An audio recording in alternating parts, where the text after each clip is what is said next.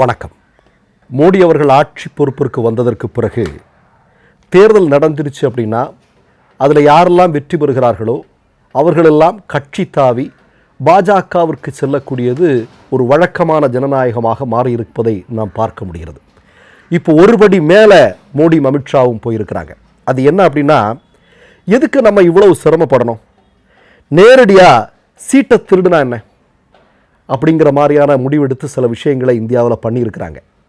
அதற்கு மோடிக்கும் அமித்ஷாவிற்கும் தேர்தல் ஆணையம் முழுமையான ஆதரவை கொடுத்திருக்கிறது. இந்த அதிர்ச்சிகரமான தகவலை தான் நம்ம இந்த பதிவில் பார்க்க போகிறோம். ஆனால் அதுக்கு முன்னாடி தமிழ்நாட்டில் ஒரு முக்கியமான விஷயத்தை நம்ம பார்த்தாகணும்.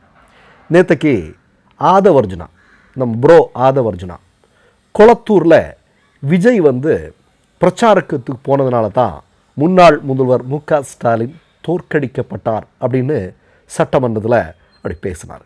நான் ப்ரோ ஆதவர்ஜுனாவுக்கும் ப்ரோ ராஜ்மோகனுக்கும் ப்ரோ விஜய்க்கும் ஒரு செய்தியை சொல்கிறேன், ஒரு உண்மையான தகவலை சொல்கிறேன். தபால் ஓட்டுக்கள் தமிழ்நாட்டில் எண்ணப்பட்டது இல்லையா?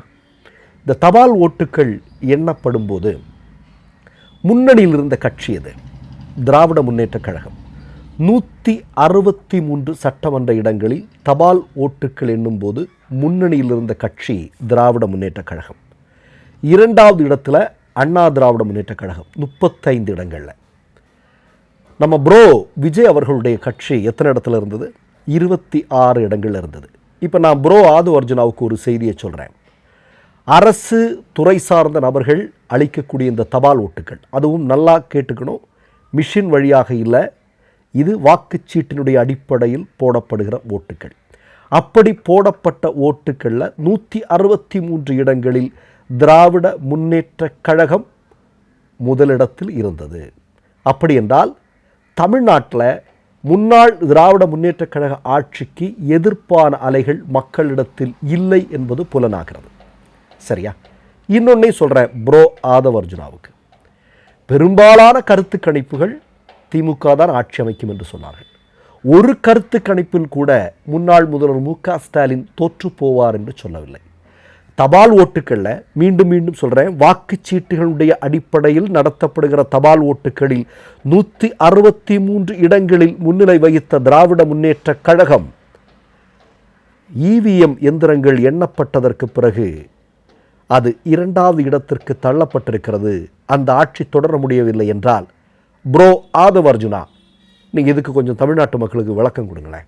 சரி, அடுத்ததாக இன்னொரு விஷயத்துக்கு வருவேன். நான் சொன்னேன் இல்லையா, இப்போ ரொம்ப கஷ்டப்படாமல் சீட்டை திருடினாலே எப்படி, அதற்கான ஒரு வழிவகைகளை நம்முடைய மோடி அவர்களும் அமித்ஷா அவர்களும் தேர்தல் ஆணையத்தின் உதவியோடு செய்து முடித்திருக்கிறார்கள். இந்த அதிர்ச்சிகரமான தகவலை பார்க்கலாம். மத்திய பிரதேசத்தில் ராஜ்யசபாவிற்கான தேர்தல் நடந்திருக்கிறது. மொத்தம் 3 ராஜ்யசபா உறுப்பினர்களை மத்திய பிரதேசத்திலிருந்து தேர்வு செய்யலாம். அதில் 2 பேர் பாஜகவில் நிப்பாட்டுறாங்க. அவங்க கண்டிப்பாக வெற்றி பெறுவார்கள் அப்படிங்கிறதெல்லாம் நமக்கு தெரியும். ஒன்று காங்கிரஸ் கட்சியினுடைய சார்பில் ஒருத்தரை நிப்பாட்டுறாங்க. அவங்க பேர் மீனாட்சி சுந்தரம். இனி நீங்கள் சொல்ல போகிறதா ரொம்ப கவனமாக கேட்கணும். இப்போது 3 இடங்களுக்கான ராஜ்யசபா தேர்வு நடக்குது. 2 இடங்களில் பாஜக வெற்றி பெறும், அவங்களுக்கு போதுமான எம்எல்ஏக்கள் இருக்காங்க. ஒரு இடத்துல காங்கிரஸ் கட்சி வெற்றி பெறும். ஏன்னா காங்கிரஸுக்கு அங்கே ஏறத்தாழ 62 எம்எல்ஏக்களுடைய ஆதரவு இருக்குது. 58 பேர் இருந்தாலே ஒருத்தர் வின் பண்ணிடுவாங்க. ஆனால் இங்கே மோடியும் அமித்ஷா என்ன பண்ணுறாங்க அப்படின்னா, 3 வேட்பாளர்களை நிறுத்துகிறார்கள். நல்லா கேட்டுங்க, எதுக்கு 3 வேட்பாளர்களை நிறுத்துகிறார்கள் அப்படின்னு இந்திய மக்கள் மிகப்பெரிய அதிர்ச்சிக்குள்ளானார்கள். ஏன்னா 2 பேர் தான் அங்கே வின் பண்ண முடியும். ஒருத்தர் காங்கிரஸ் கட்சியுடைய சார்பில் வெற்றி பெற முடியும். 3 பேரை கொண்டு நிப்பாட்டி இருக்கிறாங்களே, அது என்ன கணக்கு அப்படின்னு யாருக்குமே புரியல. இப்போது காங்கிரஸ் கட்சியினுடைய சார்பாக ராஜ்யசபா உறுப்பினராக நிப்பாட்டியவங்க பேர் என்னன்னா மீனாட்சி சுந்தரம். நீங்கள்லாம் கேள்விப்பட்டிருப்பீங்க. இந்த மீனாட்சி சுந்தரம் அவர்கள் வேட்புமனு தாக்கல் செய்கிறார். வேட்புமனு தாக்கல் செய்யும்போது அவங்க மேலே ஒரு வழக்கு இருந்துதான். அந்த வழக்கு குறித்த தகவலை தெரிவிக்கவில்லை அப்படிங்கிற ஒரு குற்றச்சாட்டை முதல்ல கிளப்புறாங்க. இதை கிளப்புனதுக்கு அப்புறம் நீங்கள் பார்த்தீங்க அப்படின்னா, அங்கே எலெக்ஷன் கமிஷனராக வேலை செய்யக்கூடிய அரவிந்த் சர்மா என்று சொல்லக்கூடிய நபர், அவர் என்ன பண்ணுறார் அப்படின்னா, இந்த வேட்புமனு தாக்கல்ல இந்த தகவலை மீனாட்சி சுந்தரம் மறைச்சிட்டாங்க அப்படிங்கிறத காரணம் காட்டி பாஜகவினுடைய 3 ராஜ்யசபா உறுப்பினர்களையுமே வேட்பாளர்களையும் போட்டியின்றி இவர்கள் தேர்வு செய்யப்பட்டிருக்கிறார்கள் அப்படிங்கிற அறிவிப்பை வெளியிடுகிறார். இந்தியா மிகப்பெரிய அதிர்ச்சி ஆயிடுச்சு. நான் முதல்ல சொன்னேன் இல்லையா, இப்போ முதல்ல எப்படின்னா மற்ற கட்சியை சார்ந்தவர்கள் எல்லாம் களத்தில் நின்று போட்டியிட்டு வெற்றி வருவார்கள், மோடியும் அமித்ஷாவும் அவங்கள தூக்கிட்டு உள்ளே கொண்டு போயிடுவாங்க, அப்படி தானே நம்ம பார்த்தோம். இனி அப்படியெல்லாம் கஷ்டப்படுவதற்கு மோடியும் அமித்ஷாவும் தயாராகவில்லை. நேராகவே சீட்டை திருடுகிறது. அதுக்கு தேர்தல் ஆணையம் சப்போர்ட்டாக இருக்கிறது. நீங்கள் பாருங்கள், ஒரு மனிதருடைய ஒரு வேட்பாளருடைய மனுவை நிராகரிக்க வேண்டும் என்றால் அவர் மீது ஒரு எஃப்ஐஆர் பதிவு செய்யப்பட்டிருக்க வேண்டும், அல்லது குறைந்தபட்சம் 2 வருடம் சிறை தண்டனை கிடைக்கக்கூடிய அளவிற்கான குற்றத்தை புரிந்திருக்க வேண்டும். அப்படிப்பட்டவர்களுடைய மனுவை நிராகரிக்கலாம். ஆனால் காங்கிரசினுடைய சார்பாக போட்டியிட்ட மீனாட்சி சுந்தரத்தின் மீது அப்படிப்பட்ட வழக்குகள் எதுவும் கிடையாது. அப்படி இருக்கும்போது மீனாட்சி சுந்தரத்தினுடைய வேட்பு மனுவை நிராகரித்துவிட்டு 3 பாஜக வேட்பாளர்களையுமே ராஜ்யசபா உறுப்பினராக தேர்வு செய்திருப்பது என்பது இன்றைக்கு இந்திய அரசியலில் ஒரு பெரும் புயலை கிளப்பி இருக்கிறது. நான் 2 செய்தியை இந்த பதிவில் உங்களுக்கு சொல்லியிருக்கிறேன். ஒன்று தமிழ்நாட்டில் நடந்திருக்கக்கூடிய ஒரு செய்தி, மற்றொன்று இப்படி. இப்போ நமக்கு எல்லாருக்கும் தெரியும், குஜராத்தில் அமித்ஷா போட்டியிட்ட இடத்திலேயே அவரை எதிர்த்து போட்டியிட்ட வேட்பாளர்கள் எல்லாம் மிரட்டப்பட்டு வாபஸ் பெற வைத்தார்கள் அப்படிங்கிற செய்தியை நம்ம பார்த்தோமா இல்லையா? கடந்த காலத்தில் நம்ம பார்த்துருக்குறோம். இப்போ அகிலேஷ் யாதவ் அதனால தான் தெளிவாக சொல்கிறார், விரைவில் உத்தரப்பிரதேச சட்டமன்ற தேர்தல் நடக்கவிருக்கிறது. உத்தரப்பிரதேச சட்டமன்ற தேர்தல் முடிவுகளுக்கு பிறகு இந்தியாவில் தேர்தல் அப்படிங்கிற ஒன்று இருக்குமான்னே சந்தேகமாக இருக்குது அப்படின்னு அகிலேஷ் யாதவ் சொல்லிட்டார்.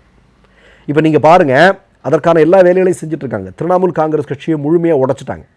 அவங்களுக்கு இருக்கக்கூடிய 50க்கும் அதிகமான எம்பிக்களை இன்றைக்கி டோட்டலாகவே மன்னிக்கவும் அதற்கு குறைவான எம்பிக்கள் தான், அவங்களை எல்லாரையுமே பாஜகவில் கொண்டு வருவதற்கான முயற்சிகள் எல்லாம் நடந்துருச்சு. அதே மாதிரி நீங்கள் பார்த்தீங்கன்னா மத்திய பிரதேசம், மகாராஷ்டிராவில் சிவசேனாவினுடைய எம்பிக்களை எல்லாத்தையும் இன்றைக்கி உள்ளே கொண்டு வந்துட்டாங்க. இதன் மூலமாக ராஜ்யசபாவிலும் அதே மாதிரி லோக்சபாவிலையும் போதுமான அளவு இவர்கள் நினைக்கக்கூடிய சட்டங்களை, மக்கள் விரோத சட்டங்களை, ஜனநாயக விரோத சட்டங்களை நிறைவேற்றுவதற்கான ஆட்களை இவங்க ரெடி பண்ணிட்டு இருக்கிறாங்க அப்படிங்கிறத கடந்த ஒரு வாரமாக நீங்கள் செய்தித்தாள்களில் பார்த்துருப்பீங்க. இப்போ இதெல்லாம் கொண்டு வர்றது எதுக்கு அப்படின்னா, நீங்கள் தேர்தலுக்கு ரொம்ப காலமெல்லாம் கிடையாதுங்க. 2029 பாராளுமன்ற தேர்தல், ஒரே நாடு ஒரே தேர்தல், சட்டமன்றத்திற்கான தேர்தல் நடக்க போகுது. அதை எழுதி வச்சுங்க. நீங்கள் 2031 இப்போ தமிழ்நாடு சட்டமன்ற தேர்தல் நீங்கள் 2031 பார்க்க வேண்டாம். 2029 தமிழ்நாடு சட்டமன்ற தேர்தல் நடக்கிறது, இந்தியாவுடைய பாராளுமன்ற தேர்தல் நடக்கிறது. அதற்கான எல்லா வேலைகளையும் செய்வதற்கு அவர்கள் தயாராகிவிட்டார்கள். 2029 பாராளுமன்ற தேர்தல் முடிவுகளுக்கு பிறகு இந்தியாவில் தேர்தல் என்கிற ஒன்றே இருக்காது அப்படிங்கிறத நீங்கள் நல்லா ஞாபகத்தில் வச்சுங்க. அதுக்கு தான் இப்போவே மோடி என்ன பண்ணுறாரு தெரியுமா? இப்போ நீங்கள்லாம் தொலைக்காட்சி பார்க்குறவங்களா இருப்பீங்க. ஒரு லாரி டிரைவர் வரார், மகனே 12 வருஷமாக நான் இப்போ எவ்வளோ இதாக இருக்கிறேன், ரோடெல்லாம் எப்படி மாறி இருக்கு, அதுக்கு முன்னாடி ரோடே இந்தியாவில் பார்த்ததில்ல, 12 வருஷமாக தான் இந்தியாவில் ரோடே இருக்குது அப்படிங்கிற விளம்பரங்கள் எல்லாம் வர ஆரம்பிச்சிருக்கு. நீங்கள் பார்த்துருப்பீங்கன்னு நினைக்கிறேன். அப்போது ஒரு மிகப்பெரிய ஆபத்து, இந்திய ஜனநாயகத்திற்கு ஒரு மிகப்பெரிய ஆபத்து நேரப்போகிறது அப்படிங்கிறத நான் சுட்டி காட்ட விரும்புகிறேன். எல்லா விதமான பித்தலாட்டங்களையும் செய்து முடித்து விட்டார்கள். எல்லாமே இன்றைக்கு வெட்ட வெளிச்சத்திற்கு வந்து விட்டது. இனி வேற வழியே இல்லை. தேர்தல்னு ஒன்று இந்தியாவில் இருக்கிற வரையும் நம்மளால் வின் பண்ண முடியாது. அதனால் இப்போ என்னன்னா, தேர்தலே ஒழிச்சு கட்டிட்டா ஒரே அடியாக நம்ம மொத்தத்தில் எல்லாத்தையும் இல்லாமல் பண்ணிட்டோம்னா நிரந்தரமாக நம்ம இருக்கலாம் அப்படிங்கிற திட்டத்தை நோக்கி ஆர்எஸ்எஸ் நகர்ந்து கொண்டிருக்கிறது அப்படிங்கிறத நீங்கள் புரிஞ்சுக்கிட்டீங்கன்னா நல்லது. மற்றொரு நிகழ்வில் சந்திப்போம். நன்றி, வணக்கம். மை நேம் இஸ் ரெட் சேனலை சப்ஸ்கிரைப் பண்ணிக்கோங்க. அதுக்கப்புறமா பக்கத்தில் இருக்கிற ஜாயின் பட்டனை கிளிக் பண்ணீங்கன்னா ஒரு நியூ பேஜ் ஒன்று ஓப்பன் ஆகும். அதுலேயும் ஜாயின் பட்டனே கிளிக் பண்ணிக்கோங்க. அதில் பார்த்தீங்கன்னா credit R debit card options இருக்கு. இதில் உங்களுக்கு விசா, மாஸ்டர் கார்டு, ரிப்பே அப்படின்னு 3 ஆப்ஷன்ஸ் கொடுத்துருக்காங்க. அதில் நீங்கள் எந்த கார்டு சூஸ் பண்ணுறீங்களோ அந்த கார்டோட நம்பர் என்டர் பண்ணிக்கோங்க. அப்புறமா கார்டோட வேலிடிட்டி மந்த் அண்ட் இயரை டைப் பண்ணிக்கோங்க. அடுத்தபடியா உங்க கார்டோட பின்னால சிவிசி கோடுன்னு சொல்லிட்டு 3 நம்பர்ஸ் கொடுத்துருப்பாங்க. அந்த நம்பர் இதில் என்டர் பண்ணிக்கோங்க. அப்புறமா அட்ரஸ் அண்ட் இன்ஃபர்மேஷன் என்டர் பண்ணிட்டு பைங்கிற பட்டனை கிளிக் பண்ணிக்கோங்க. ஒருவேளை உங்க கார்டு நம்பர் இன்வாலிட்னு காமிச்சிச்சுன்னா உங்க கார்டுல இன்டர்நேஷனல் யூசேஜை எனேபிள் பண்ணுங்க.